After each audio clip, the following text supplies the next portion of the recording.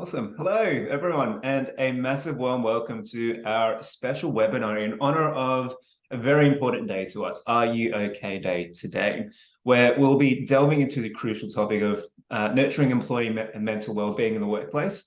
My name is Steve, and alongside me is a fantastic Claire, and together we'll be your guides through this really valuable session. But before we do dive into it, just let me provide a bit of background about our Employment Hero. So we are a dedicated to empowering businesses and their employees with a comprehensive suite of HR, payroll, and employee management tools. And at EH, we believe that people are the core of every successful business. And that's why our mission is so closely aligned with the foundations of Are You OK Day. So we understand that fostering employee well-being and mental health isn't just a nice to have, it's an absolute necessity. And it's the bedrock upon which healthy, resilient, and productive workplaces are built. So Are You OK Day really resonates with us, and it's a day that encourages us to check in with one another, to show care and concern, and to ultimately create a culture where conversations about mental health are not only accepted, but really actively encouraged. So at EH, we do see this as a powerful reminder of the importance of employee wellbeing, and we thank you for joining us here today, showing your dedication to helping organizations and people embrace this ethos. First and foremost, we'd like to acknowledge the Aboriginal and Torres Strait Islander peoples as the First Nations, our first Australians, and the traditional custodians of the lands where we live, learn, and work, and we pay our respects to their enduring connections to this land and their rich and cultural heritage. A couple of housekeeping matters to ensure that we have the best experience possible during the webinar. We absolutely value your participation, and we do want to make this session as interactive as possible. So to facilitate that, we've allocated plenty of time at the end of our webinar for any questions and answers that you might have throughout. So please feel free to type in your questions in the chat box allocated at the bottom of your Zoom screens throughout the presentation, and we'll try and get through as many as we can at the end of our workshop within the last 15 minutes. And just a last note, we'd like to let you guys know that today's session will be recorded, and the recording will be made available as an on-demand webinar after the event. So you'll have the opportunity to revisit any content or share it with colleagues who couldn't join us today. So with those things in mind, we are proud to kick off our Are You OK Day webinar. Thank you for joining again.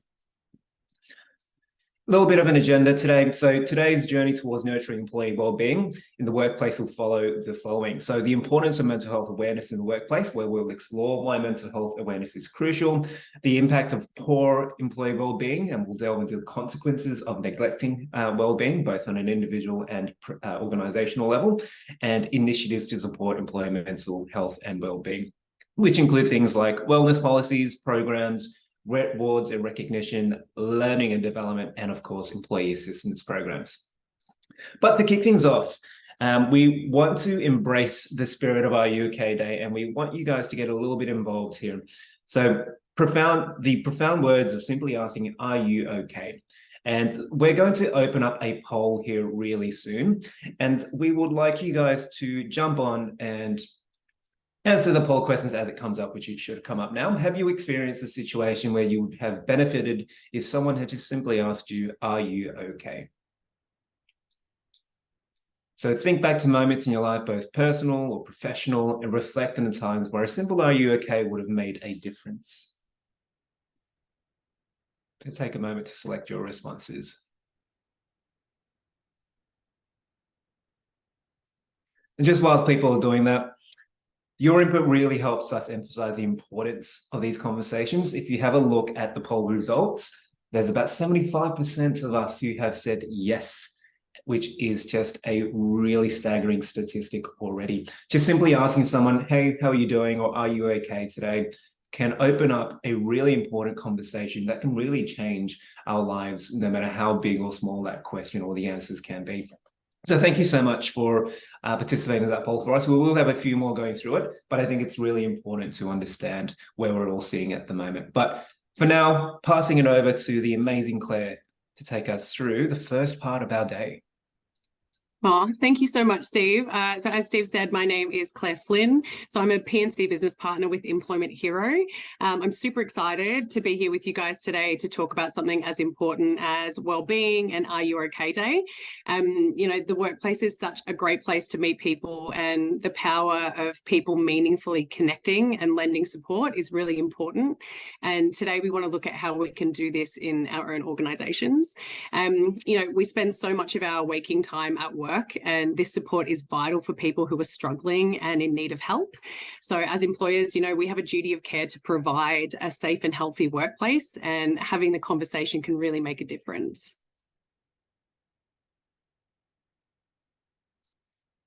So I guess where we should start is really talking about where this conversation all started. So Are You OK Day was created by Gavin Larkin in response to his father's suicide. The organisation highlights the importance of regular check-ins to ensure no one is suffering in silence, and focusing on destigmatising conversations around mental health. Since its inception, it's become an important day for all businesses to stop, consider, and ask their people, are you okay?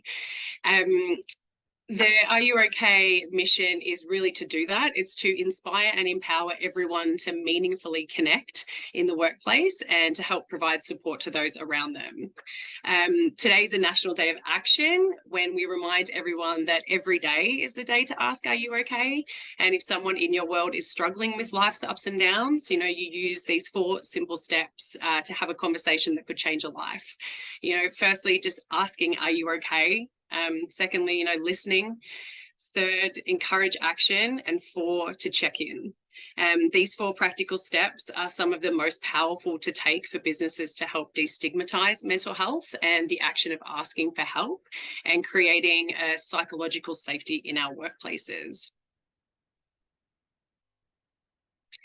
So let's talk about why this is so important and the impact it has on the well-being of our people. So I recently became aware of a statistic that I found quite wild, which was that on average, we humans spend about 1/3 of our lives at work, which equates to about 90,000 hours of our life. When I heard that, it actually blew my mind, and I'm not great with maths, but it seems like that's a lot of our life that we spend in the workplace. So it comes as no surprise that any changes in our mental health will spill into our working lives.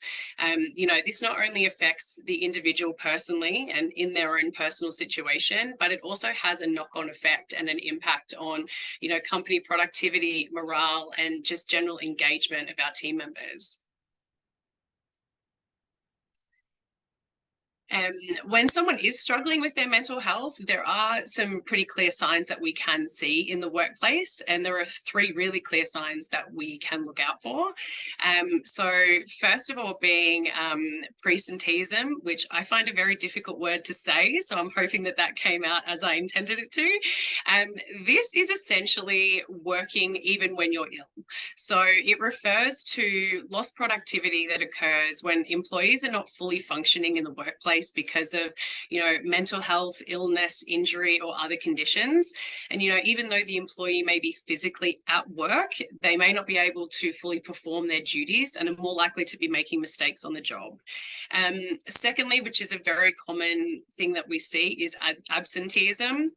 This is unplanned and often involves short-term absences that tend to be induced by stress or burnout, injury, or illness. And lastly is changes in behavior. Behaving in a way that is out of character of the person that we know, not being engaged with co-workers, a general lack of motivation, and a change in the way that someone is speaking or acting.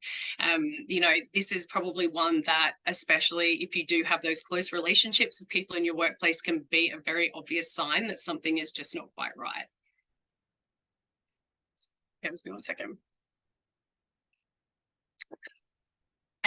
So it is super important for us to identify signs of poor mental health in the workplace early, so we can start to help support our people at that early stage.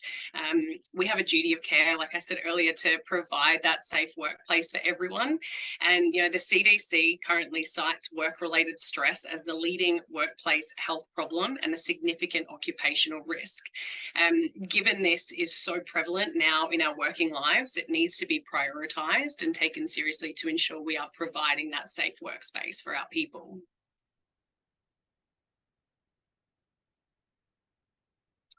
So this leads us to the importance of employee wellbeing. Wellbeing is holistic. It is, I guess, where we view our lives in a, sorry, excuse me 1 second. Something's just happened here with my screen. Apologies, I'm back. View our lives from a 360-degree view, encompassing a person's physical, emotional, mental, and social state. And each of these elements have the potential to impact our well-being in varying ways. It is easy to see when someone is in a great state of well-being because they are literally thriving at work. They're making connections, they're growing positive relationships and really building their potential. And when we're looking at improving employee well-being, the focus really needs to be on aspects that are largely impacted by workplace factors. So some of these things that, we can consider, is work-life balance being prioritized in your workplace? There are endless resources that talk to the positive impact of encouraging work-life balance, and it drives, productivity and overall satisfaction, and really goes a long way to creating that trust and loyalty between employee and employer. How is your workplace set up? If you're based in an office, how's the lighting? Is it harsh lighting? Is there, nice bright areas? Are there areas for social connection and opportunities for people to connect? If you're in a remote workforce, like we are at Employment Hero, does your employee have what they need to work effectively? Do you provide allowances to ensure all employees have access to their tools of the trade without, additional financial burden so that they can bring their best selves to work? Is there a level of autonomy or control over their own role? Are they encouraged to speak up with ideas or issues that they're experiencing and, provided a safe space to do so? And, another big one, I guess, especially now is, how we're managing change in the workplace to ensure that people feel safe and secure, which is especially important, in our current climate. Is there transparency about the change in, the changes that are happening in an organization in the way that we're communicating? Do we provide support after workplace change? We're not all built the same, and some need that extra support when experiencing change, whether it be big or small. An important question is how we nurture employee well-being in the workplace. A big one here is psychological safety. Psychological safety is the first step to employee well-being, and it's something that must be built before we can even start looking at creating things like employee wellness plans. It creates an environment where our people feel confident in having difficult conversations, and also changes the mindset around failure and mistakes. Rather than being judged, we should view these as opportunities to learn and grow, and encourage people to step outside of their comfort zone and try something without fear that they'll be thought less of if it doesn't, necessarily go the way we want or doesn't succeed on the first try. To build a psychologically safe working environment for your team, you must first, I guess, recognize the role that you play in creating it. In times of change and uncertainty, employees need a safe space, which provides a sense of comfort and security. And, now more than ever is the time to reflect on areas in your workplace that might be in need of some improvement. Are there opportunities for our teams to become more involved in decision making? Are we addressing negativity in the workplace in real time? And are we really driving that trust and respect to those around us? Have we put mechanisms and structures in place for employees to reach out if they are struggling? We have some great guides that are available to you in our online resources that talk more about psychological safety in the workplace. So please go in when you can and utilize these, because they're a really great place to start. Another, really critical thing is having a mental health and wellbeing policy in place. It's a great way to show transparency, and transparency breeds psychological safety. So it really sets the organizational tone and culture for health and wellbeing, and helps to really destigmatize mental health. It shows that we value the wellbeing of our teams, and that we're there to support them in challenging times. And another key thing it does is also provide structure to those who may struggle to ask for help, as it gives them a starting point to engage, direction for actions that they can take and some resources that they may be able to access. We also have a great guide available in our resources called Guide to Boosting Employee Mental Wellbeing, which can help you to review or create your own mental health and wellbeing policy. And no doubt many of you have probably heard of employee assistance programs or EAPs. This is an amazing service to provide your employees a truly confidential and professional service that is available when someone is struggling.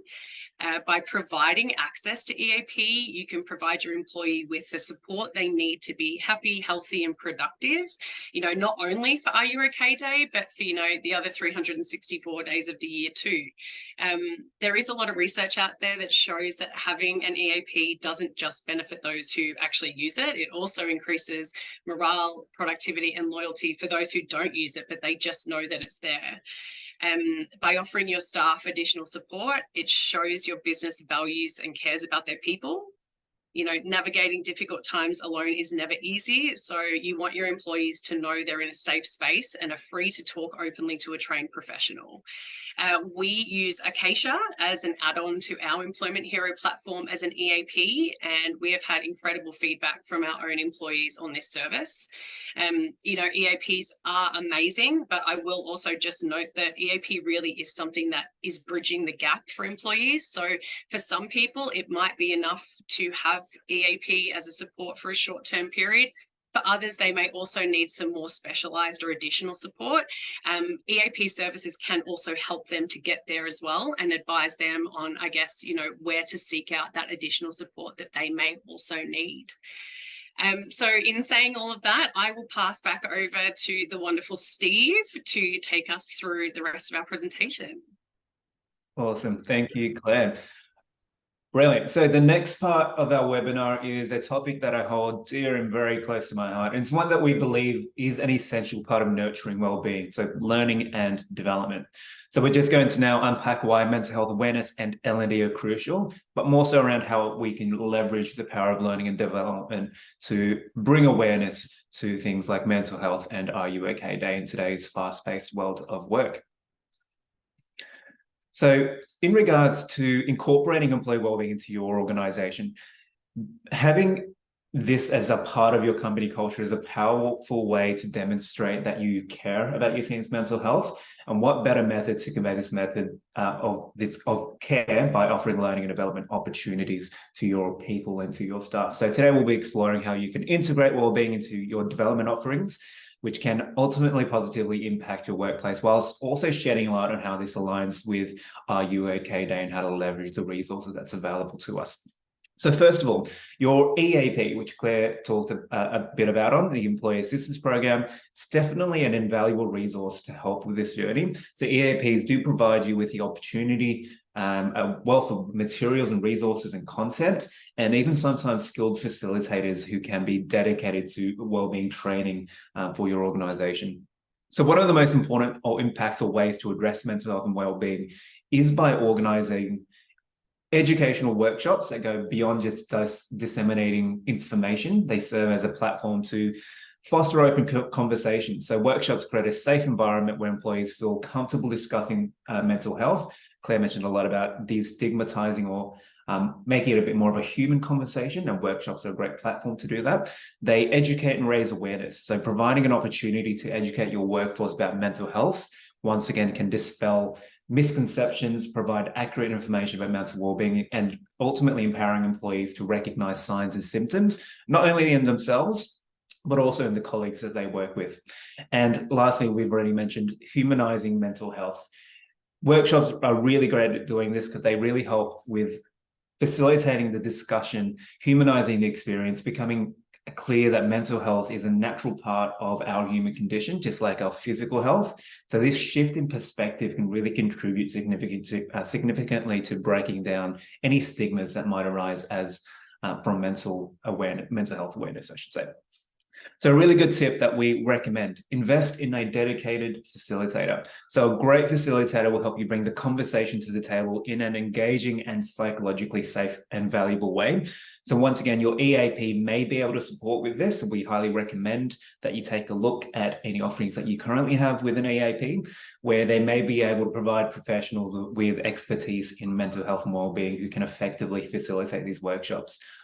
Or if you are fortunate enough to have someone internally within your organization who possesses the background and passion to lead these sessions, that will be another great opportunity for those individuals to step up. So this could be a colleague, maybe, or someone who the background is psychology or counseling perhaps, or even a certified mental health first aid trainer. Those are all great options, which you can really help use to harness the internal expertise within your organization. And to make it even more accessible, there are numerous fantastic free resources that's available on the R U OK website, so www.ruok.org.au. Really valuable resources that cover a wider range of topics, things like signs to look out for, how to manage your own mental health and well-being, and just overall improving your overall well-being. So the R U OK platform is a great resource to use. A common trait of mentally well workplaces is the opportunity for personal and career development. So in a world where continuous learning is not just an option, but we see it as a necessity, the absence of opportunities to upskill or learn new things can really leave employees feeling stuck, which combined with external factors can contribute to poor mental health and well-being. So if you are using the Employment Hero platform, you have access to a powerful learning management system that offers thousands of resources and courses for employees to upskill or reskill. And this resource can be a game changer when it comes to nurturing employee well-being. But it's not just about the course, it's about maintaining an open and ongoing dialogue with your people. So asking about their aspirations, what areas they'd like to improve on, where they see themselves in maybe the next year or two. Not only is that this shows that you value their growth, but it helps tailor learning opportunities to their needs. So we highly recommend that you do take a look at Employment Hero's learning management system, which is dedicated specifically, and there is, sorry to clarify, there is this whole section dedicated specifically to mental health and well-being, which covers a range of topics, such as mental health awareness. So we highly recommend that you take a look. All right, so introducing one-on-ones. Managers are the heart and soul of any organization when it comes to supporting the well-being of individuals at work. Managers do hold a unique position, often wielding discretion in various aspects of their work, from tasks to timing and collaboration. But today we're going to be focusing on a really crucial aspect or a tool that managers can use, and it's leveraging the power of one-on-ones. So managers set the example of expected behavior and working often in tandem with the organizational leaders to create a culture of well-being. So they're the direct support system for individuals, the ones who can provide guidance, encouragement, and really understanding when it's needed most. So the powerful tool of one-on-one meetings should not be just seen as another scheduled meeting in your calendar, but rather it should be seen as a dedicated time for both managers and employees for open and anticipated conversations around mental well-being. So within a one-on-one meeting, a wide range of different topics can be discussed, of course. It's a space for coaching, mentorship, and providing context to things, or even offering a sympathetic ear for any sort of venting or any challenges that your people are currently experiencing. So the essence of one-on-one goes beyond just having that meeting and just always having it as KPI focused, but rather we encourage you to set aside time to have those really meaningful, deeper conversations around things like mental health and well-being to encourage that dialogue within your people. So to make the most of your one-on-one meetings, begin by asking open-ended questions that revolve around your employee. So it could be just simple as asking how are you feeling? So what's on your mind? What are your roadblocks at the moment? Is there anything that I can help you out with? So these questions set the stage for really, truly authentic conversations. And what it does is that it signals to your team members that you genuinely care about their well-being. It's not just, of course, asking these questions, but approaching these one-on-one meetings with the right mindset and adequate preparation. So your role is not just to listen, that's definitely an important part, but to truly hear what's being said.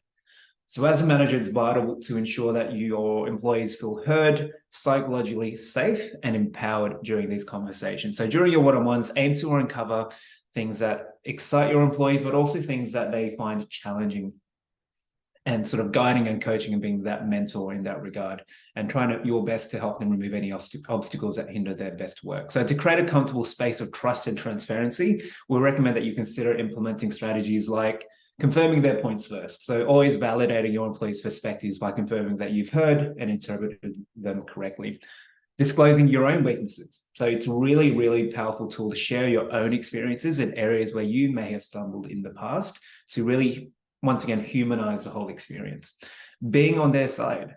So this one is a simple one, but it's not one that we often think about. When providing feedback or discussing opportunities for growth, let them know that you are their biggest advocate, working together towards success, and ultimately respecting them as a person. So recognize that your team members are not just performers of tasks, but unique individuals, treating them as peers and acknowledging their worth beyond their roles. So it's important also to keep an eye out for visual signs of burnout, as Claire mentioned a bit earlier. So things such as team members turning off their cameras during team meetings, or perhaps they're interacting with you and the team in a different way than usual, or not seeming like themselves.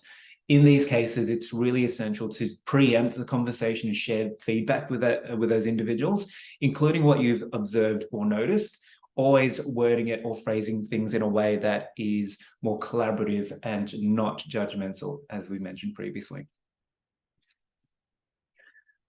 So how do we leverage one-on-one? So one-on-one meetings are not just a manager's responsibility, they're also an opportunity for employees to actively participate in the overall experience, especially when it comes to well-being conversations. So in your one-on-ones, to make the most out of them as an employee, it's always best practice to come prepared. So set an agenda, take some time before your one-on-one meetings to organize the topics you like to discuss, add it to agenda, write down the list, and just ensure that you cover up all the important points and make the most out of your time and your manager's time.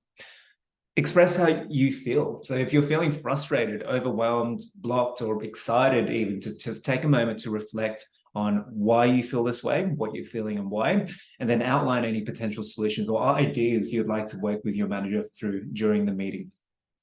Acknowledging successes as well as the challenges. So remain open to discussing both what's going well, but also allocating time to where you might need your manager's support. If it's work-related or personal, don't feel afraid to share, because once again, we will need to be humanizing these experiences, and these conversations are a great opportunity to bring that to life. And ask for what you need. So don't hesitate to ask for what you want and need from your manager or the team, whether it's additional resources with a project or guidance and career path. Your one-on-one meetings are the ideal platform for making these requests and having these conversations. So taking away the key point that one-on-ones are a two-way open dialogue, and by carefully nurturing a safe environment will allow for more productive and meaningful conversations. Another really good point, to mix things up. So play around with what works best for your team. Use different mediums of communication to encourage each other to share things related to well-being. I know some people would prefer to talk through how they're feeling. Some individuals would prefer to type or direct message how they're feeling. Experiment with what works for your team, with which each individual as well. It's a great way to really enhance those one-on-ones. If you need to cancel a one-on-one meeting, we know life gets super busy. It's incredibly important that we reschedule it as promptly as possible. Consistency in these interactions is the key to building trust and maintaining open lines of communication. So it's okay to reschedule, just please ensure that you reschedule as soon as you possibly can. Whilst it's also important to set a cadence for your one-on-one meetings, it's equally as important to build in flexibility.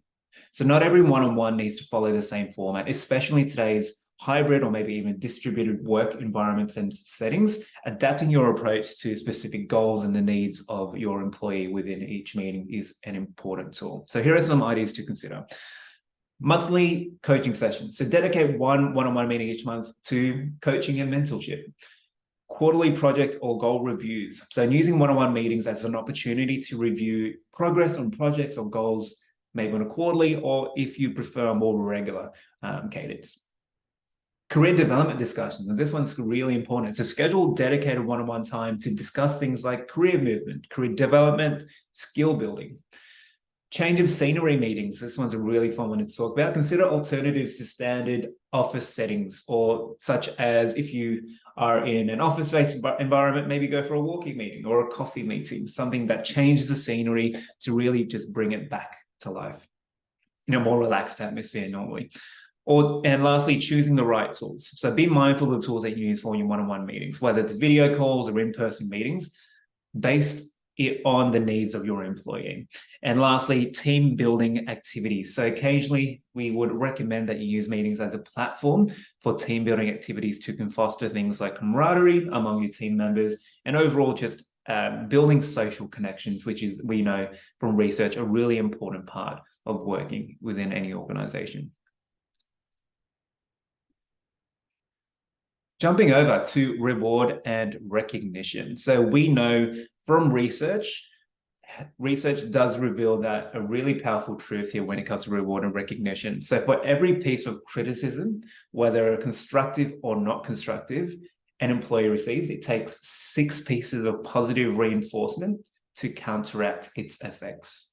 So we'll explore the significance of strength-based feedback and how reward and recognition plays a really important role in employee well-being. So strengths-based feedback focuses on recognizing employees' strengths and their positive contributions. It's about highlighting what individuals do well and how their skills and efforts benefit the team and organization. But moreover, it's essential to approach feedback with a positive intent and positive mindset. So encouraging a culture where feedback is seen as an opportunity for growth and improvement rather than criticism. So how does reward and recognition affect employee well-being? So it goes beyond engagement. It's profoundly beneficial, especially for those facing mental health challenges. So reward and recognition creates a culture where employees feel psychologically safe and valued. And an employee we know who constantly receives negative feedback without the counterbalance of positive reinforcement and development is very likely to feel demotivated, disengaged, which can, of course, take a toll on their overall mental well-being. So how can you recognize and reward your people? So some of the effective methods that we like to use here is shout outs. So being specific when acknowledging contributions to encourage repeat positive behaviors. So giving shout outs, whether it's in a private setting or a public setting if your organization allows for that, is a really great tool to provide positive reinforcement for great work being done. Meetings for recognition. So using your one-on-one team meetings and team gatherings once again to thank and recognize individuals, and of course reinforcing a culture of appreciation is always a really great way to go. Celebrating milestones and work anniversaries and birthdays even to show appreciation for dedication and their commitment to your organization and the mission you're working towards. And creating a rewards program that's very closely aligned to your organization's values to further reinforce any desired behaviors that you'd like to see within your people. When it comes to work-life balance, so we know workplace flexibility is proven to decrease employee absenteeism. It boosts morale and it facilitates a greater work-life balance. So where possible, empowering people to work flexibly. While remote work might not be feasible for every business, try and consider how you can provide your teams with greater workplace flexibility. So perhaps this could mean things like later starts, earlier finishes, or additional breaks, or even simply working from home once a week if your organization is able to facilitate that. What this allows our people to do is they can use their commute time a lot more wisely, which is a really cool thing to think about. So encouraging employees to use their former commute times if they're able to work from home some of the time or most of the time, to dedicate that time for things that are truly important to them. So with a focus on mental health and well-being. So going on wellness walks, meditation, or just dedicating time to spending time doing things that they love, like spending time with family, friends, or an activity that they enjoy doing. A really great way to encourage workplace flexibility is, of course, to lead by example. So showing flexibility in your own schedules. A really great tool to do this is to block out time for your own personal needs on your calendar. That way, when people look at your calendars, they know that you are championing the way to dedicating and blocking out time for any personal professional needs that you want to look forward towards. And lastly, promoting time off. So stress the importance of taking annual leave, taking breaks for well-being. If they're sick, take a sick day. Of course, in an office-based environment, we don't want people being sick because that's not great for everyone. In a remote environment, it's so easy to push yourself, even when you're not feeling well, which we all know just makes it a bit worse if you push yourself and are not taking time to rest. So promoting taking the time off. Overworked employees often deal with a lot of things like chronic stress that can really easily lead to job burnout, which can, we know, negatively affect employee mental health and well-being. So this is why it's so important that employers start encouraging employees to take breaks throughout their workday, especially their lunch breaks. Breaks are so essential to help employees de-stress, recharge. We all need to eat and get some water, right? So it's really important employees are taking their breaks. Especially important if an employee is showing signs of burnout. So if you do recognize a colleague that's acting out of character, not interacting in a way that they normally do, asking them to if they've taken their breaks. If they're working extremely long hours without a break, we know that can lead to things like burnout. Psychological safety and trust is key to giving your employees permission to take regular breaks that they need. So how can you make sure people do take their regular breaks? As you mentioned, use calendar blocks. Oh, sorry, my apologies. This will be the slide here. Skip the slide. Yeah, so use calendar blocks and reminders for breaks, respecting lunchtime, so avoiding scheduled meetings during their lunch. And once again, leading by example. So placing lunch in your own calendar, taking that, blocking that time to show people that it's okay to take a break and encouraged.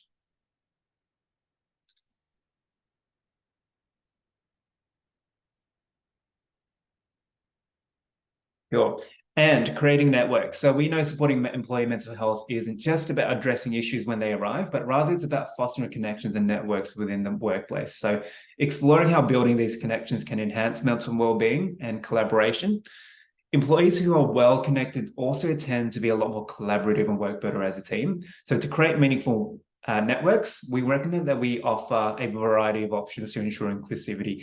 Relying on the same activities at the same time, relying on the same activities all the time can tend to exclude those with different preferences or outside work responsibilities. So for example, Friday night drinks are great, but it may exclude those who don't drink or have other commitments. So some other ways you can build networks and connections: hosting virtual chit chats, so Zoom meetings where you just all come together and have a chat and socialize.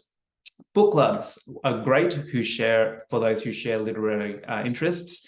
Team lunches, arranging team lunches, whether virtually in person, is a great tool to just get together. Friday socials, so considering Friday night drinks or even cooking sessions to be a bit more inclusive, being mindful of that fact. And local group activities, so looking at things in your local area, like maybe charity work or going for walks as a team and things like that, which leads us nicely to the last point of walking meetings. So incorporating walking into your meetings just encourages a little bit of physical activity and interaction, and once again, just provides a nice sort of change in scenery.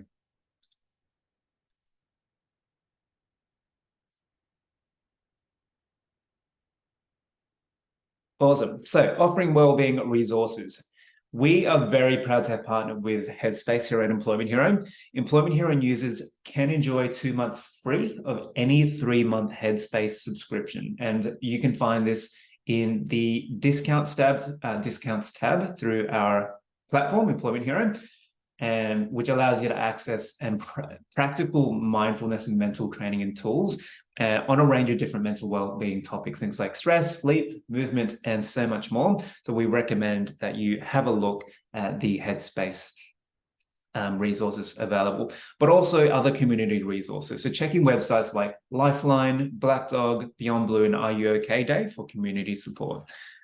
We also recommend a few well-being apps as well, things like Calm, Headspace, and Smiling Mind for relaxation and mental well-being, or there are plenty of other meditation type apps as well to help you really de-stress and just help you wind down after a long day. So how can you get started? So for workplaces that want to ensure their employees are happy and healthy and productive, employee well-being programs and well-being champions can have a huge effect, both of course, in relation to mental health awareness, but also culturally within your organization. Everything that we've discussed today can turn into your wellbeing program. And once again, we're going to send you all of these resources after our webinar today. But the key watch out here is that if psychological safety doesn't exist, none of this ultimately will not work. So some tips to help you out with that: nurturing wellbeing champions. So a number of companies are now training employees to act as mental health champions. It's an absolutely great idea. And these champions can help bring the conversation to the table in a way that, once again, humanizes mental health and mental health awareness. So connecting those that need support to the available resources. Launching a wellbeing survey to employees to show your leadership team the importance of wellbeing to your people. So this survey can be anonymous and can be done through a variety of platforms. Of course, if you are an Employment Hero user, we do have the ability to send out those surveys and support you through that process. And of course, assessing and presenting the results with full transparency to your organization. So being transparent in how our people feel about mental health, whether they feel they have enough resources or training to be able to effectively manage mental obstacles. And then from there, we can start developing programs based on those results. So what are your employees actually asking for? Is it more training opportunities? Is it to be able to use a great learning management system to upskill themselves? Whatever the case might be. So being transparent in those survey results and putting tangible actions to the outcomes and results that come up. Awesome. So now that I've done a bit of talking, would love to throw it back over to you guys. So we're going to open our second poll. So after all we've spoken about today, do you feel motivated to make a change? So give you guys a couple of seconds to participate in that poll.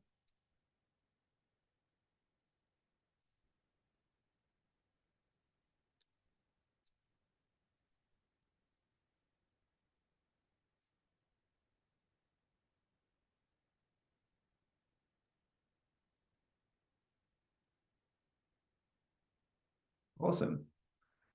So, my apologies, lost the poll. Oh, here we go. Yes, so 83%. Yes, that's absolutely what we want to hear. Excellent. Thank you so much for that. But yeah, definitely something we want to see.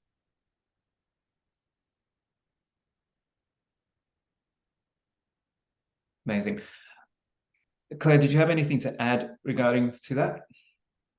No, I'm super happy with that poll result. So I think that, yeah, it feels like it's gone really well today. So I think from here we throw over to our Q&A session. There seems to be a few questions that have come through.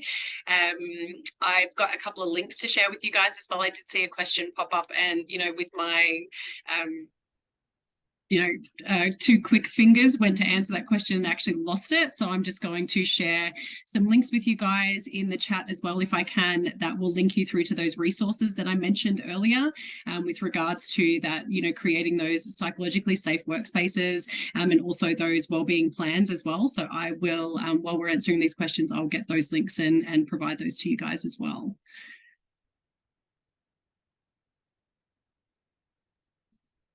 Awesome. So it's question time, I think. And we've got a few questions that have come up. I think we'll just go through the list and see if we can answer as many as we can.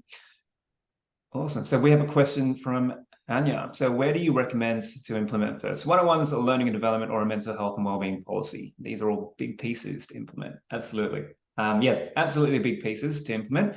Claire, would you like to share your 2 cents on that? Yeah, I mean, look, it's when it comes to these things, like you said, they are all big pieces to implement. I mean, making just a start somewhere is always a good thing to do. So those one-on-ones, I think, are a great way to start with your people. So really creating that space then for people to feel like they have somewhere where they can talk, whether it just be about career progression, how they're feeling, that feels to me like a natural place to, I guess, start that. That doesn't mean that you're limited and you have to only be doing these one thing things at a time. It can all start to evolve. So what you can start to discover from doing, let's say, a one-on-one with your team is to, see, I guess, where the issues are, like Steve was saying, what people want. Do people want more resources? Do people want more training? Like what do people actually want from their workplace? What are they finding as a struggle in the workplace or things that aren't working for them? So I guess by starting there and actually having those conversations with your people initially, it can actually start to lead to the rest of these things. So you can get an idea of where you need to be focusing your L&D, what needs to be included in your, mental health and wellbeing policies. So I would suggest that is probably a good start, and the rest of it will probably come quite organically from there. Thanks, Claire. Absolutely. I think it's also a really good thing to call out, just because these are really big pieces of work. It's to just start rolling them out, and you'll eventually see that it does evolve over time, and ultimately it just all comes together. Although it does sound like a big daunting task, it is, but more often than not, it's just about taking that first step. So implement the one-on-one, start it within a smaller team or a subsection of your organization. Speak to your L&D team, see if there's any resources that they have available to you. So to start, I think, is the answer for that one. We've got another one. So what do you do? Oh, sorry, I've lost it. What do you do in the event that you don't trust your line manager and don't feel psychologically safe to share? Great question. Yeah. Oh, sorry, Steve, I jumped in over the top of you then. No, I was just going to say, Claire, I think you're better situated there. Yeah, no worries. Look, I mean, it is, that's obviously a very tricky situation to be in, and often not one that is uncommon. Depending on, I guess, the challenges that are in that relationship. I mean, there's a couple of ways that you can approach that. Firstly, would be, if you're comfortable to do so, is to actually have that open, honest conversation with that line manager and address the fact that there are some challenges that are happening in that working relationship, and trying to work on a plan together to, I guess, come up with a way to repair that relationship, or work on a plan to get yourselves talking in a space that is comfortable. If you are in a position where you're not comfortable in doing so, and that's something that is just really, really not, I guess, a possibility for you to be able to go to that manager and have that open conversation, it's really then looking at other people within your organization that you can have this conversation with. So if you do have a P&C team that is available to you, P&C are always great resources to, lean in on, especially P&C that's internal to your organization, because they will have, a good insight into, different managers, the way that people operate, and will really be able to help facilitate that conversation. In the absence of P&C, there's always more senior, leaders in the business that can also provide that guidance to you there as well. So if there's someone else that you do feel more comfortable having that conversation with, and, going to get a bit of that guidance and a bit of help, that's where I'd recommend you start. Amazing. Thank you. Next one, ideas for rewards and recognition for a smaller business. So 4 people too, which are the boss and are working remotely. Awesome. So rewards and recognition is something that's definitely should be tailored to your organization. Of course, there's no one size fits all type approach that should be taken, but some really great ideas that we often use here at Employment Hero, but of course we are much larger, is to allocate time to really celebrate achievements. You might be a smaller team, maybe sometimes you won't be able to all get together in the same space, but if you are able to spotlight achievements, so maybe creating a spotlight section within your team meetings or communication channels, where you're just actively acknowledging and showcasing each other's accomplishments, is a great way to reward and incentivize people within your team, no matter how big or small. Peer-to-peer recognition is always encouraged. And it's a tool that we definitely use here at Employment Hero. In terms of being in line with R U OK, promoting wellness initiatives within your organization. So irrespective of role or number of employees, we all would appreciate time to be able to allocate to things regarding to wellness. So once again, having things like mental health days, charity days, giving or offering and empowering employees the ability to do things that are really important to them will ultimately help you bring mental health awareness to the table and overcome any mental obstacles that might arise. So no one size fits all approach, but I think that just makes it much more exciting, just playing around with what works for your organization and your people. How do you mitigate staff taking advantage of the flexible approach method? This is a great question. It is a great question. I saw this one and thought that is a great question. Steve, do you want to take this? Do you want me to field this one? Yeah, I mean, feel free to jump in first. Sure. So, I mean, look, this is always going to be a question that comes up whenever we are offering flexibility. And obviously, you know, as we hear on, flexibility is so important. The businesses shouldn't be deterred from offering it just because, you know, we sort of think that there may be people that might take advantage of a flexible approach. What I would recommend is having, you know, those clear guidelines in place around flexibility and what people can and can't, I guess, utilize within, you know, your workplace as far as flexibility goes. It's pretty easy to identify quickly where people might be taking advantage of that approach. And I think it's always good to have a reminder there to people that, you know, these things are, you know, a benefit for employees, and they're there to provide flexibility and, you know, not to be there to be taken advantage of. You know, it's obviously, being in the workplace that Steve and I are in, we do have a great level of flexibility in our working environment because we do work remotely, but we are also reminded of, you know, I guess the purpose of that flexibility and, you know, the reason that it's there for, and, you know, obviously reminding people to just respect that and not take advantage of it. But yeah, I think like as a starting point, it would be to just really have, I guess, a clear policy around what your flexibility is, having that conversation with people early so they know the expectations when it comes to flexibility, and I guess where those guidelines are, just so that you can try and, you know, I guess, mitigate as best you can anybody who's trying to take advantage of that flexibility. Steve, I don't know if you have anything else to add into there. Yeah, no, all great points, Claire. And I think one last thing to add, it's once again leveraging the power of one-on-one meetings that you have between managers and employees. Great places for, once again, communicating, open dialogue, but it's also a great place for check-ins. So following a format that works for your team, but scheduling regular check-ins with employees to discuss things like their workload, their progresses, celebrating the achievements, everything that they've done, but also an opportunity to address any concerns that they might be experiencing, or communicating any changes. Basically, if you are able to keep your employees within the loop, we tend to find that having that trust factor really promotes an effective, really promotes flexibility and effectiveness in producing really great work, but using one-on-ones to build in that sort of formal check-in just to see how you're going and overcoming any challenges that might come up. Can the resources that Claire referred to be shared via email? Yes. So yeah, everything, including this webinar, will be sent to you all via email. As psychological injury or illness is now mandated in WHS Acts, how can we address these issues without the sense of cynicism that the response is genuine, or just another hurdle that employees have to jump? Claire, would you like to take that one? Sure.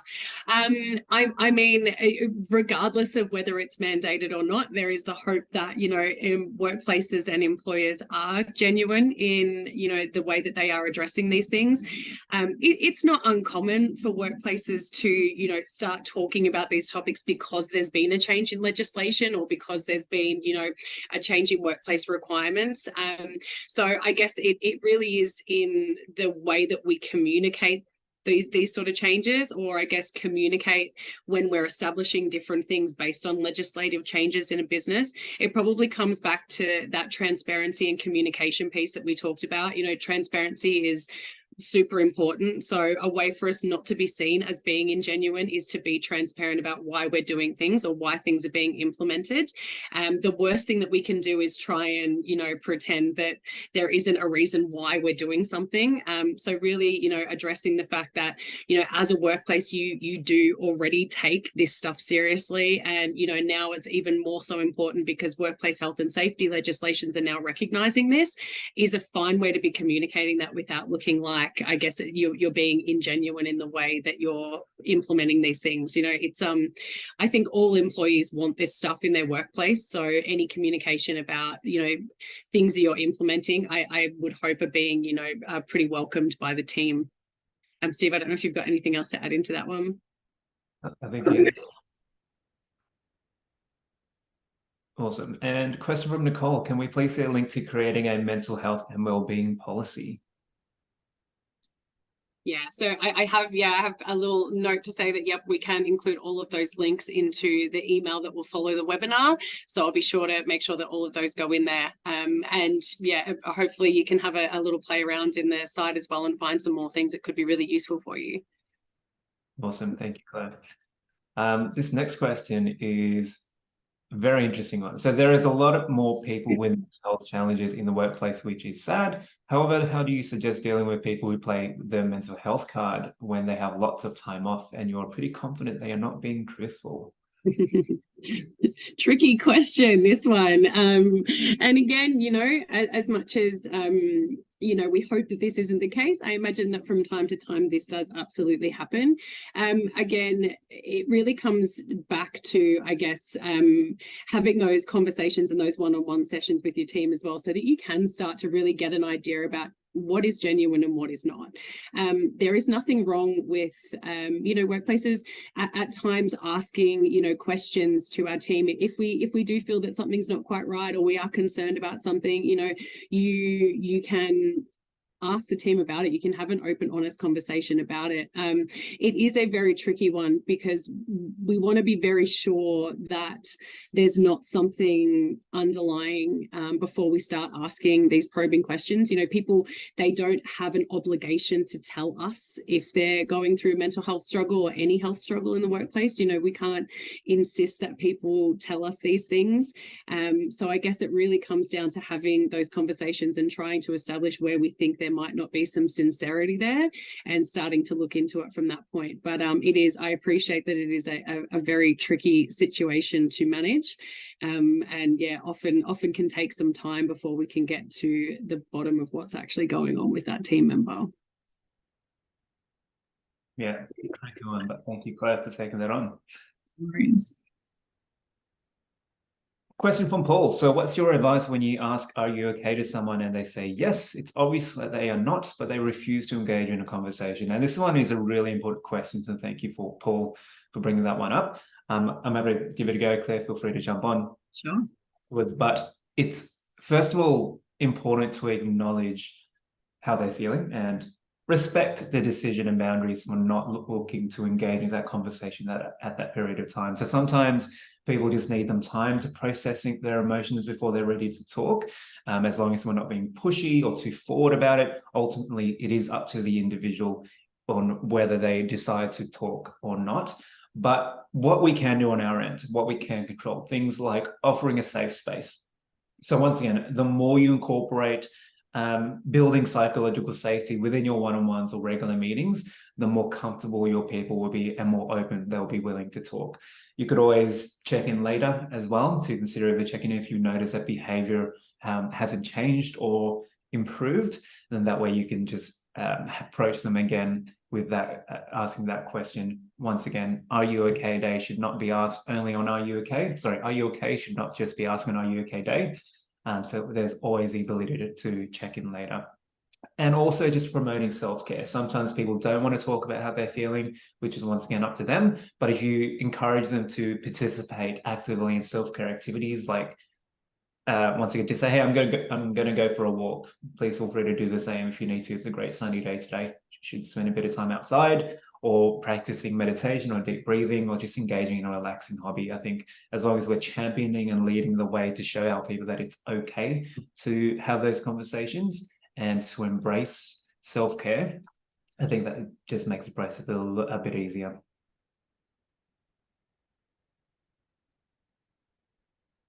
Cool.